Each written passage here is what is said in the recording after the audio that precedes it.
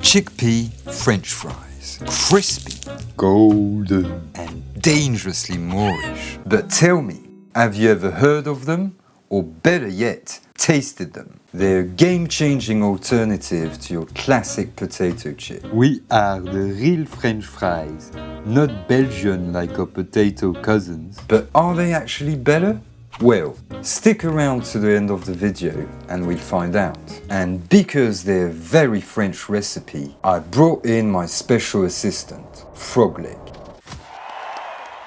These beauties come straight from the south of France. Some say Nice, others swear Marseille. Either way, they go by one name, panisse. And no, don't even think about twisting the letters or making them sound dirty. You cheeky little devils. It's panisse. Okay, enough teasing. Pudding. Roll us onto the ingredients. Thanks for the intro, Frog Leg.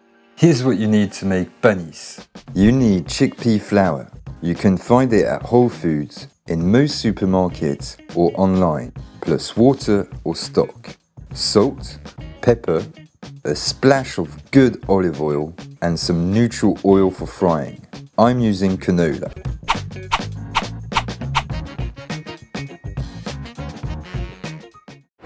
The first step is to make the panisse mixture. Line the tray or container with cling film and brush it with a little olive oil. Now, add the chickpea flour to a mixing bowl with a third of the water and whisk until smooth. Add the rest of the water to a pan, add the salt and pepper and bring to a boil. Pour in the mixture, whisking constantly to avoid lumps. It will thicken fast. It should have the texture of a very thick hummus, but please don't serve it as hummus. Remember, it's panisse. Once it's very thick and cooked for about 5 minutes, add the olive oil and give it a quick blend if you spot any lumps.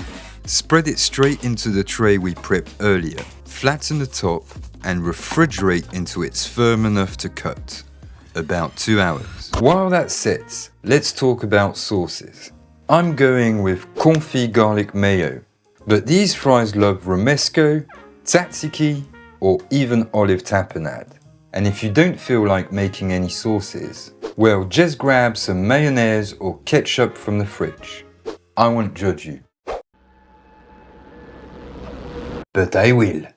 For the confit garlic mayo, you need good quality eggs, just the yolks, a spoon of Dijon mustard, a splash of cider vinegar or white wine vinegar, a squeeze of lemon juice, rapeseed oil or canola like I'm using, a whole head of garlic, and of course a little salt and pepper.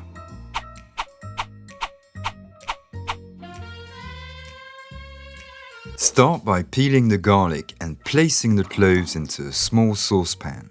Cover them with oil.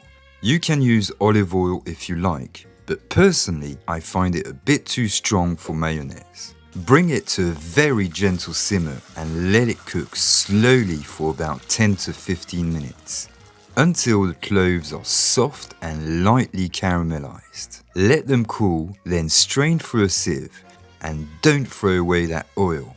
We use it later to emulsify the mayonnaise. Now grab your mixing bowl. Are you serious, Pudding? Oh, sorry, Frog Leg. How about a hand blender and a jug? Pudding, you're disappointing me. Alright, fine. A mixing bowl and a whisk. Ha! Yes! Finally! Add the egg yolks, the Dijon mustard, a splash of vinegar, and the Confit garlic. Squash the garlic into a paste. Or, if you're not as old-fashioned as Frog Leg, here you can use a hand blender. A quick chop with a knife works too before adding it to the bowl. Now, slowly drizzle in the oil while whisking vigorously until it all comes together into a smooth, glossy mayo. Oh, and to keep the bowl steady, pop a damp towel underneath, like this. Frog Leg, I'm struggling here. Could you take over?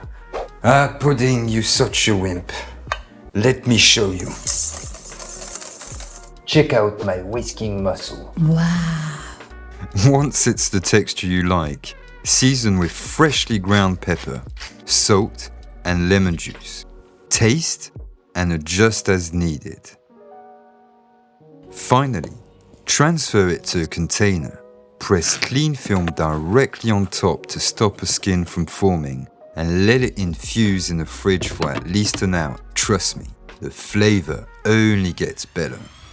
Now that the panisse are set, let's cut them and cook them. Unmold the panisse onto a chopping board. Wait, that's not the same container I put in the fridge earlier, is it?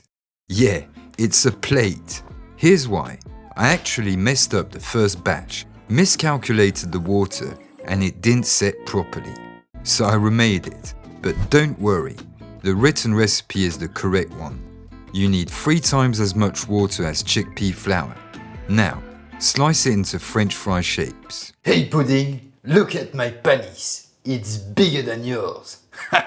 Size doesn't matter, frog leg. Keep telling yourself that, Pudding.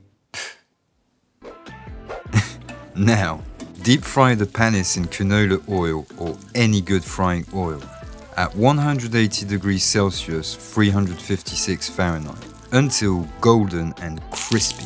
You can also bake them or pop them in the air fryer if you prefer.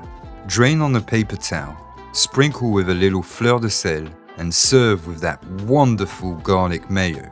And voila, your panisse are ready.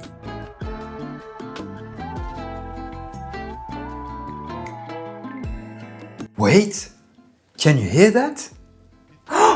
The panisse is saying something. Like and subscribe for more delicious videos and hit the bell so you don't miss the next one. They're delicious, but are they better than potato fries? Well, not exactly. They're just different and definitely worth trying and sharing with your loved ones. And tell me, what's your favorite fry and what's your favorite sauce to dip it in? Thanks for watching et à bientôt.